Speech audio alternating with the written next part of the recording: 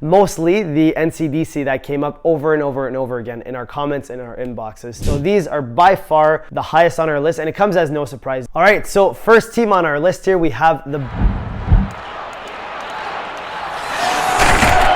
What's going on, Braden? This is Guys from Advancement Hockey Advising there. Today we'll be talking about the NCDC, and we'll be ranking all the different teams in terms of NCAA D1 commits as of 2023 and 24. So stay tuned for it. So just a few months back, we filmed a video breakdown of the NAHL and which teams and conferences are best at advancing players to NCAA D1. And I know that you guys absolutely love that video. It's our fastest growing video in terms of views, in the short amount of time. So I know you guys love that. And a few of you actually asked us to rank other leagues in a similar way in terms of NCAA D1 advancements. Mostly the NCDC that came up over and over and over again in our comments and our inboxes. So like we always do here at AHA, if you guys have some questions and you guys ask us to film something, we try and deliver for you guys, give you guys the truth and give it to you guys straight. So hopefully you guys enjoy this video here and you find value out of the results I will be giving you. Some of them did surprise me, others not so much, but I think this ranking here will kind of give you a good idea as to which NCDC teams really pump out NCAA D1 commits each year and which ones are a little bit lacking when it comes to the NCAA D1 advancement department. So the metrics we use for this video here is NCAA D1 advancements in the past 5 years. Okay, so we take an average similar to the last video that we made from team by team basically in the NCDC. Now, one thing to note is that the data was taken directly from their website. We cross-referenced it a little bit with Elite Prospects, but we took it from their website mainly. So it is a bit of a biased source. So that's one thing to note in mind. Also too, we can't parse the difference between NCAA commitments that came straight from the NCDC for playing for that team and players that played at another team before, got committed, then went and played in the NCDC. It's pretty hard to determine if the source is coming directly from the NCDC website. So that's something to keep in mind. But a good rule of thumb, like other people's asked us in the NAHL video, a good rule of thumb to keep in mind is usually the 20% rule. So typically when a website or a league boasts about their NCAA D1 advancements, typically 20% of them came from a team before they started playing in that junior league, okay? That's usually a rule I tell people to keep in mind, and it can kind of give you an idea as to what the true commits are. But all in all together, NCDC is a good league, as you'll see, to move on to NCAA D1. Not as good as the NA, as you'll see, but it is a good place to go, especially with specific teams here. So with all that out of the way, all that said, let's dive right into the data right after I ask you guys to absolutely destroy that like button, as I always do. Okay, let's dive right in here. All right, so first team on our list here, we have the Boston Advantage. And just so you guys know, this team is not a team anymore in the NCDC, but it's worth mentioning that they had 5 NCAA D1 advancements in the past 5 years. So really not that many, especially when you compare it to teams in the NAHL. Even the teams on the lower end had more advancements. Moving on to the second team on our list, which is a powerhouse typically in the NCDC, is the Boston Junior Bruins with 35 advancements in the past 5 years. So this is pretty noteworthy. Obviously, it's not as high as some NAHL teams, but it is pretty high compared to the medium range NAHL teams in the past 5 years in terms of NCAA D1 advancements. So Boston Junior Bruins comes as no surprise. They have a lot of advancements to NCAA D1. Next one on our list here is the Connecticut Junior Rangers. So they have 12 NCAA D1 advancements in the past 5 years. So not as few as Boston Advantage, that's no longer a team, but still not super high like the Boston Junior Bruins. And it kind of comes as no surprise either. They're a decent team in the NCDC, but they're usually not one of the best teams. Next, we have the Islanders Hockey Club,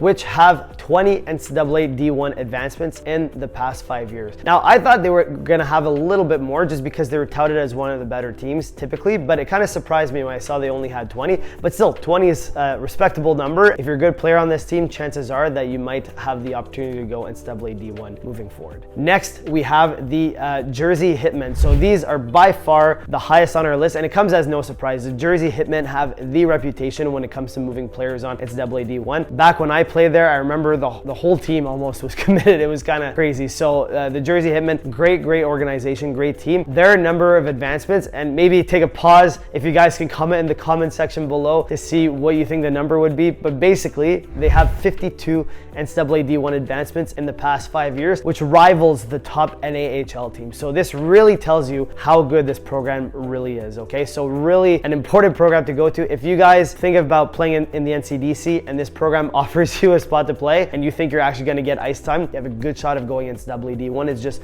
a top program. All right, so next on our list, we have the New Hampshire Junior Monarchs. And again, like the Boston Advantage, they're no longer a team in the NCDC. These guys actually went to the NAHL. They kind of transitioned their team, but basically they had 4 NCAA D1 advancements whenever they were in existence. It wasn't that many. They were kind of struggling, so they moved to the NAHL. Hopefully they find new grounds in the NA and start doing a little bit better in terms of advancing players and winning hockey games. All right, so next on our list here, we have the Northern Cyclones, and these guys only have 6 NCAA D1 advancements in the past 5 years. So basically, if you're, the best player on this team, maybe you'll get an NCAA D1 scholarship, but if you're a guy that's a 3rd, 4th liner on this team, probably not. As with almost any team in the NCDC, if you're a 3rd or 4th liner, typically D1 schools will go elsewhere to recruit their players, but just to know that you probably have to be the best player on this team to get an NCAA D1 advancement, just based on their track record here from the past 5 years. Next on the list, we have the PAL Junior Islanders, and these guys have 13 NCAA D1 advancements in the past 5 years. So not anything terrible, but it's not super high like other teams that we've seen on this list and in the NAHL. So one thing to consider, it's a pretty decent hockey program. They usually do quite well, but NCAA D1 advancement, you probably have to be one of the better players on the team to get one. Moving on to the next team on our program here is the Rockets Hockey Club, and they actually have 20 NCAA D1 advancements in the past 5 years. So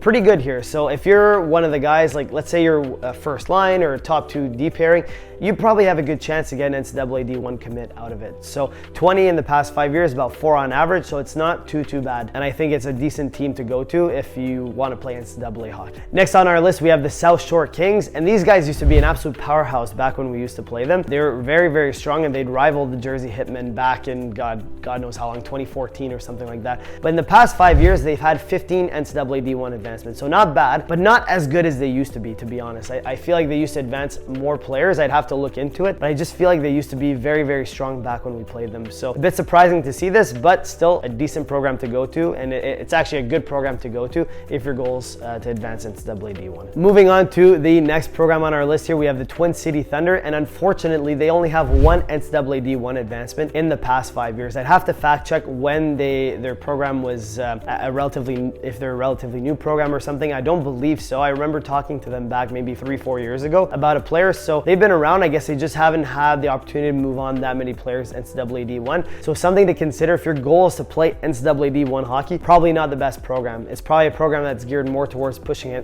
players NCAA D3. So something to keep in mind when it comes to Twin City Thunder. And now the last one on our list here, we have the Utica Junior Commits, and their NCAA D1 advancement in the past 5 years is only 5 players. Okay, so not as bad as the Twin City Thunder to move on players, but still not great. It's still a lower amount, and similar to 6 for Northern Cyclones, and Boston Advantage had 5, but let's say Northern Cyclones, that's a current team right now in the NCDC. I'd say if you have like 5 to 6 advancements to NCAA D1 in the past 5 years, it means that only one of your players really on average each year moved on to NCAA D1. So that means that you really have to be the best player on the team, and you have to be dominant in the league on that team, probably have a chance to move on. So it just goes to show, probably not a terrible team to go to. They usually do decent from what I can tell. In terms of moving on players, probably not the best. And if another team like let's say 𝗟𝗔𝗵𝗏 or Boston Junior Bruins offers you, it's probably best to go there if the fit is right. Now I want to do a quick shout out to the teams that are new. So a couple teams in the NCDC itself, and then all the teams in the NCDC West. So I'm just going to list them out real quick. So we have the Mercer Chiefs and the Wilkes-Barre Scranton Knights that basically started in the 2022-23 season. So it's too early to get NCAA D1 advancement data from them so far. And then we have all the teams in the NCDC West. We made a video about the NCDC West a couple months back, but you can check it out up here if you want to know more about it. All these teams here are relatively new, so we're going to have to trend the data for the next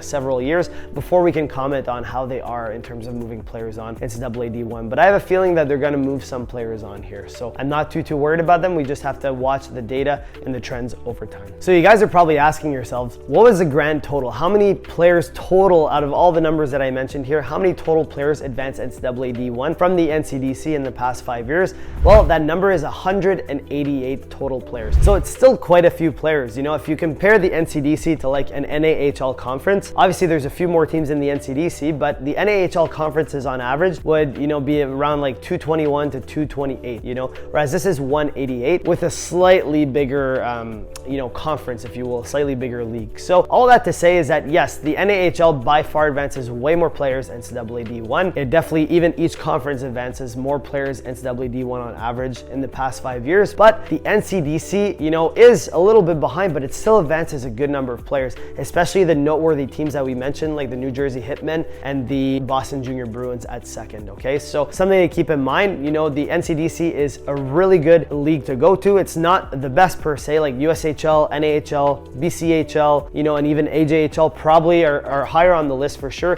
Then you have leagues like the CCHL, OJHL that are probably, you know, in the similar realm as the NCDC. But the NCDC is a great league overall to go to if you know, you want to advance NCAA D1, if not NCAA D3. So there you have it, guys. That is the video. Hopefully you guys enjoy this content, got value out of it, and have a better understanding as to where the NCDC stands in terms of NCAA D1 advancement compared to the NAHL and other leagues. So moving forward here, we're going to do this kind of analysis with many other leagues like the CCHL, the USHL, the BC, and so on. So hopefully you guys will enjoy this series here of NCAA D1 advancements, and let us know if you have any questions, anything whatsoever. Drop a comment down below, send us an email if you want to message us privately, all that fun stuff. If you're new here, if you haven't already, absolutely destroy that like button, consider subscribing and hitting that notification bell so you never miss another video moving forward. All right guys, that is it for the video. Thank you so much for watching. We'll catch you on that next one.